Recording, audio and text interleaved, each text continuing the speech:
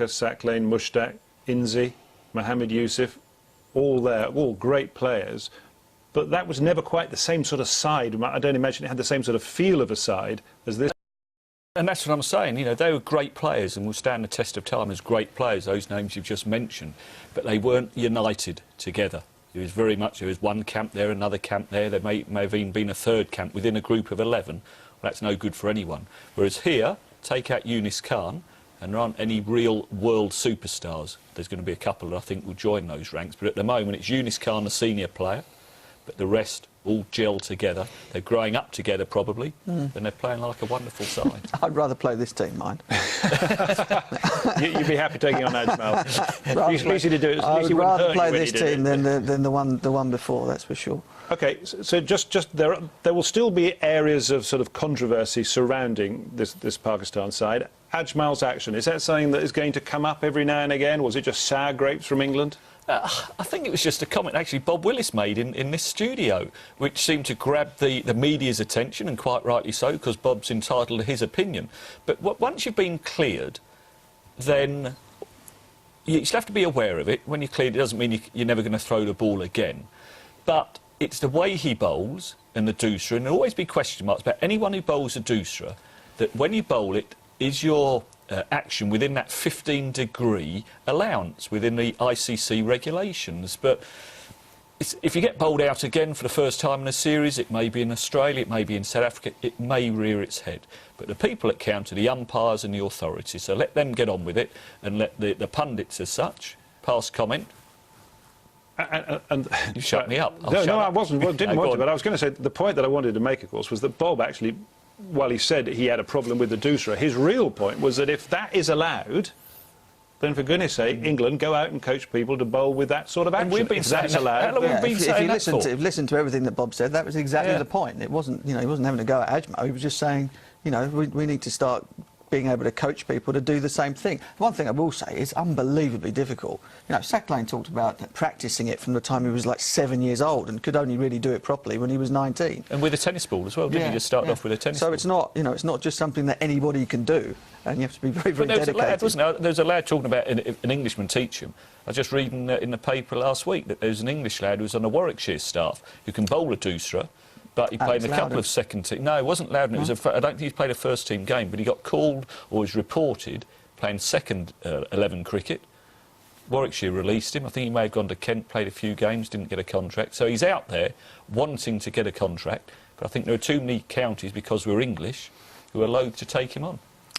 OK, well, let's just go back to the subject of Pakistan and reflect that maybe the key player, although he hasn't made a huge amount of runs in this series, has been Yunus Khan. Without doubt, a class act. He's the one who's helped the youngsters just by being there in the batting order. And then, of course, he also played the one truly great innings of the series.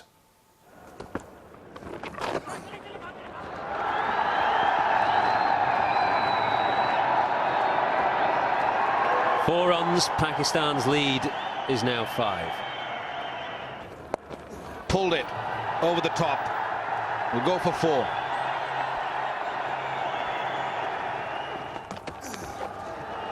Starts with a loose ball that's put away for 4. 100 comes up for Pakistan and is greeted by a loud cheer from the fans. That's slogged hard. Runs for Yunus Khan. He's threatening to run away with the show here on 47 from 100 balls. Good strike, good solid blow. I think it was pretty pre-planned. There you go. Planned it way before the ball was delivered. He wanted to sweep. It was quicker, so he just lashed onto it. Good hit. Oh, that's nicely played.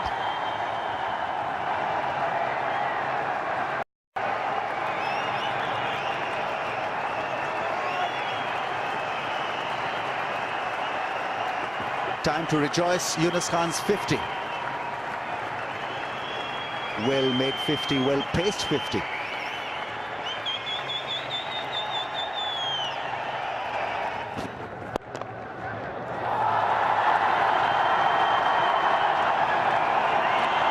Runs have started to flow. 4 runs for Yunus Khan. Great shot. Save your legs, everyone. That's 4.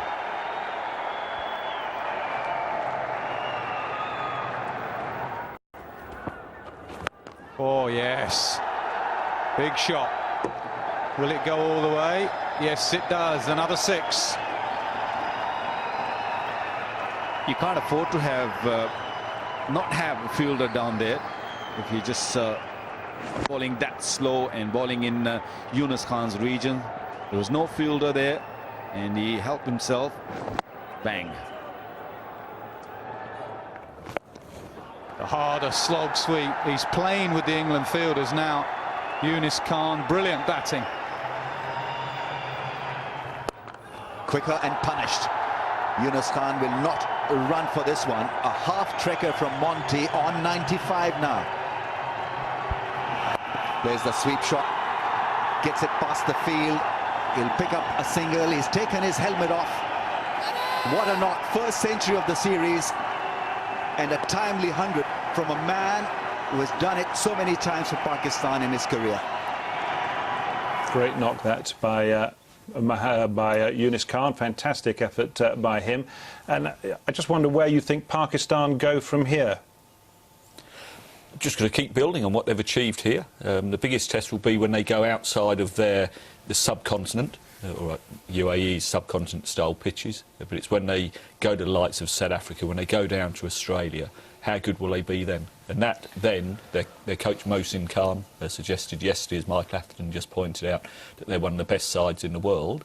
In their conditions, yes, but let's see what they're like in other parts of the world. I had a quick look on the ICC website as to what their future programme is coming up over the next few months. It's a little bit sketchy, it has to be said, at the moment. They are meant to be going to India in March, but of course there are always political problems with that sort of tour, so whether or not that's going ahead or not, heaven only knows. Then the word is that they're going to host Bangladesh in Pakistan, which will be a great piece of news for them. And then in May, June, they're meant to go down to Sri Lanka. And I guess that's the big thing that the whole side will be hoping for, that they can get cricket back in Pakistan. Yeah, absolutely. It'd be massive for their supporters. I've had a lot of people say to me over the last 2 or 3 weeks, you know, what's wrong with the crowds? Why have the crowds been so bad? It doesn't look right on the television. It's basically because there's 2 away teams playing. You know, Pakistan are a long way from home, England are a long way from home, and so therefore there's nobody there. But the support that Pakistan have for their cricket and for their cricketers, who are heroes over there, is immense. So it'll be a massive thing for them to go back home again. Having said that, the UAE has done them proud, I think. I think it's been brilliant. You know, obviously we're watching from afar, but the pitches have been outstanding. This Test match, the 3rd Test match pitch, was near on, I'd say, a perfect cricket pitch, because it did a little bit first up, didn't it, with the new ball on day 1, and then it spun more and more as the game went on. It could have had a fraction more pace, perhaps, but I think they've staged the games very, very well. The unfortunate thing is when it's held during the day, the Pakistanis out there working can't get to the game. OK, time for our final break now, but when we come back, we're going to look ahead to the next stage of the tour, the one-dayers, with Butler and Briggs, the new boys in the frame. And down that motorway between Abu Dhabi and Dubai. So here comes the England one-day squad. This is for the 50-over competition to start with. The headlines from this, Bell dropped, Butler and Briggs in line for their first caps. And KP is going to open the batting. That has been announced today.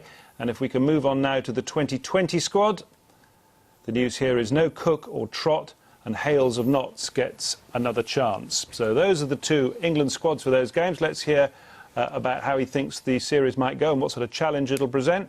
Andy Flower. Well, this will be a really challenging series for us. Our last one-day series in subcontinent conditions, we lost badly to India. Now, with batsmen lower in confidence after this Test series against that type of bowling, it'll be a serious challenge for us. So it'll be really interesting to watch, really interesting to be involved in trying to turn things around. And I expect better things from the batsmen. And I really expect to see us improve with our knowledge and method of how to combat their spin.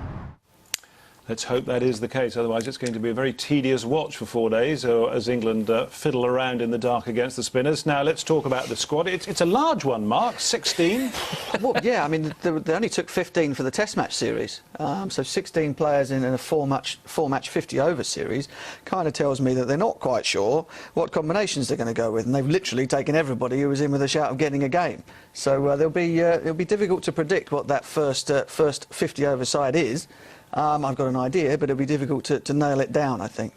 And the thing is, once they've announced that, they'll kind of stick with it all the way through, won't they? So the guys who don't get into the first 11 probably don't get a game.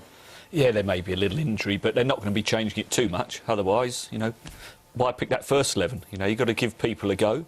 And see how they perform. So you've got a couple of new additions, people who have done well with the England Lions in Bangladesh and Sri Lanka. I think Josh Buttler's a very exciting pick. Can he get into the side? We thought how well Johnny Bairstow did last summer, but Butler's been absolutely outstanding. A couple of hundreds, different types of hundreds against Sri Lanka. I mean, that shot there, if we can see that in Abu Dhabi or Dubai, I'm looking forward to it. But he's a man who plays without fear.